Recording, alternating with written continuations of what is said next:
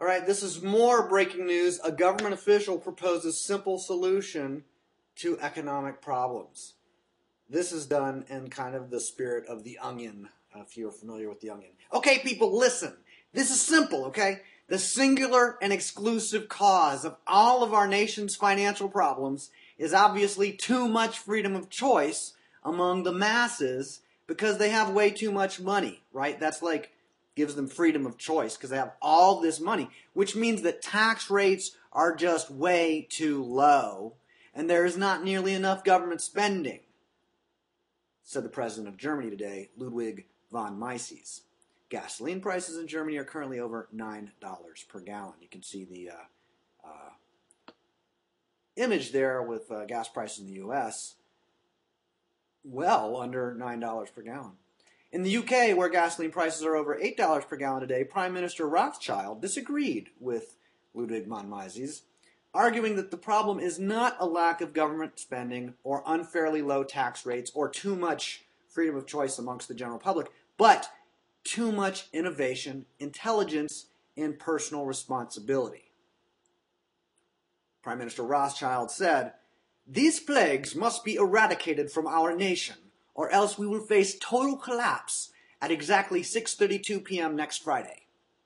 In Alaska, where the state government has a huge budget surplus, unlike many other states in the United States, and totally coincidentally, Alaska also just happens to be a leading oil-producing region on this planet, Vice President of Alaska, Sarah Palin, said today that rising gasoline prices in no way affect the budgets of households, businesses, or governments. That irresponsible speculation, said Vice President Palin, is a conspiracy theory designed specifically to distract people from important things like the price of golden apples or the price of Silverado pickup trucks from Chevrolet. What we really need, said Vice President Palin, is to abolish Federal Express, and then everything will be fine. Until Federal Express is permanently eradicated, the job security of incompetent postal workers in Alaska will never be 100% safe. These incompetent postal workers are an underprivileged minority that deserves job security, even if it takes the productivity of 10 non-postal employees to support each incompetent postal worker.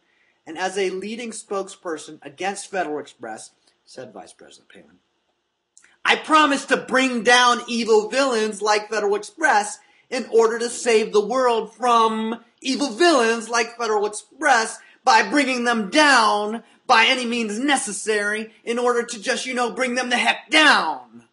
Because they're evil villains."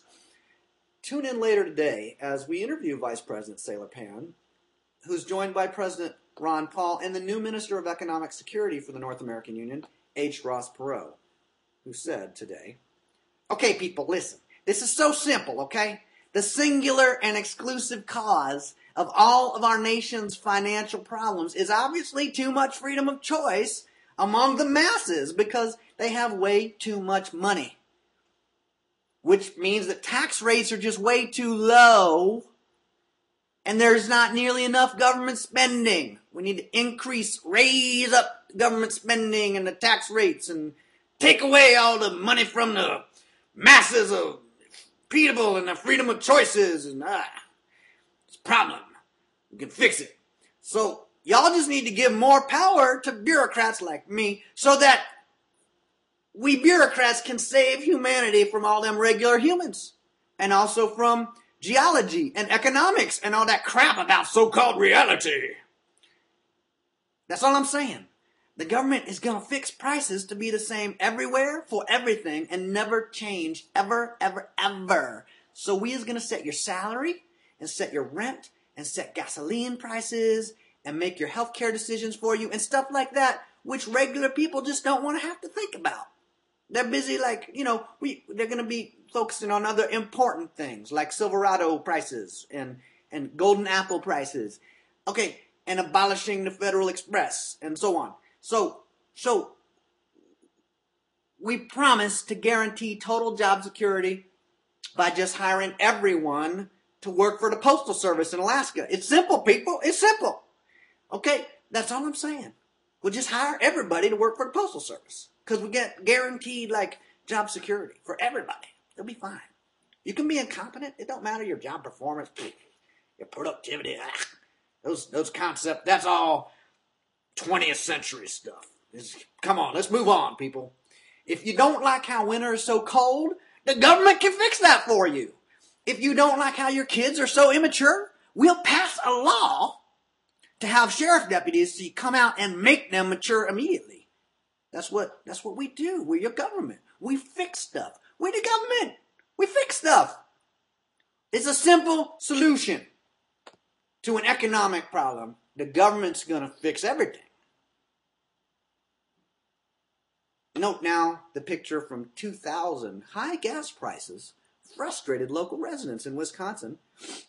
That's $1.49 per gallon. $1.49 per gallon? I can't believe the gas prices are so high, said Governor Tommy Thompson,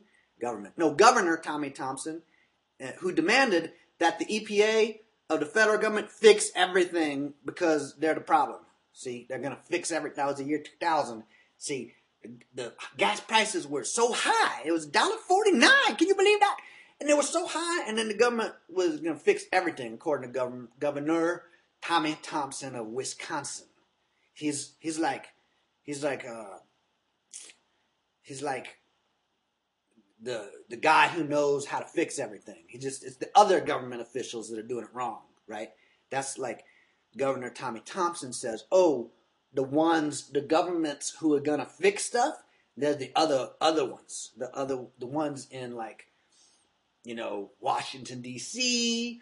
or, for instance, the other, like, Rome in Italy or London in, like, you know, Europe or one of the other places. Just not. It's like never the one who's talking is the one who's actually going to do anything. They're going to just tell you who's the one who should do the stuff that they should do. So then everything's going to be okay. Eventually, sometime between now and next Friday. It's always next Friday. Because that's like after that is the weekend, so you gotta do it by next Friday. Like, it's important. Because otherwise, I mean, the Postal Service just don't work on Saturday. Okay, they do in some places, but listen, I don't think you understand what I'm saying. What I'm saying is the government is okay. I've been telling you this for like 6,000 years, people. The government is going to solve all you's problems for yous. That's what governments do. Like, that for 6,000 years, human governments just solve people's problems. I mean, look at the history of stuff. Like, governments solve problems. That's what they do, right? They solve problems.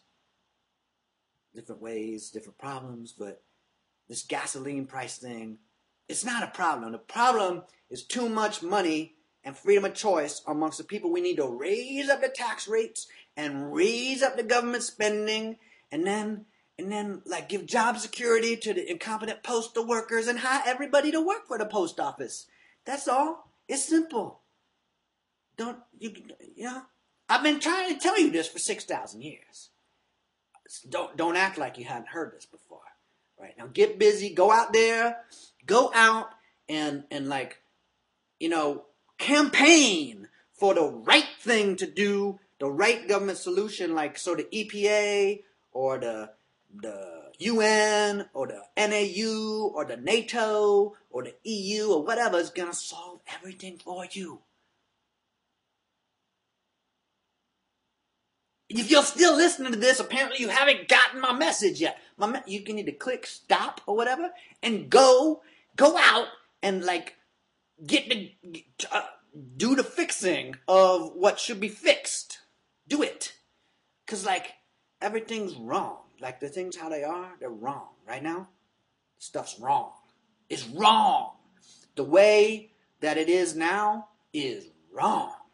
It shouldn't be like this. The Federal Express,